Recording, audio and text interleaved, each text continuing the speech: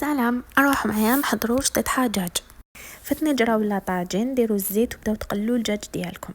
انا جبت راس توم ورحيتو، ومن بعد ضفتو للدجاج ودرت الملح والفلفل الكحل وهبطت كامل الثوم تحت الدجاج وسقمت الدجاج باش نقلي الثوم.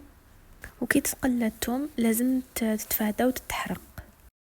كانوا قعدوا لي الجناحتين مع الكبده، قلت نزيدهم.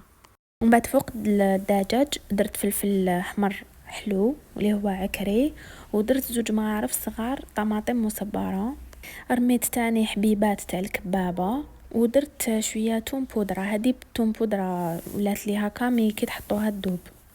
كملت درت توابل شطيط حجاج ودرت كمون ورميت الحميصه، ومن بعد مرقت الدجاج وما غطيتوش كامل بالماء باش لاصوص تجي خاطره والدجاج يعني يطيب تمتم. وكي غطيت عليه مام هذيك لا فابور تساعد باش يطيب. فوالا هنا خليته بعد ما طاب. هاي لك لاصوص الدجاج راهو باين باللي طايب ولاصوص جات خاطره. هذه هي وصفه شطيط حجاج، هي وصفه سهله وسريعه وبزاف بنينه. وصلنا الى نهايه الفيديو، ان شاء الله يكون عجبكم وتجربوا الوصفه.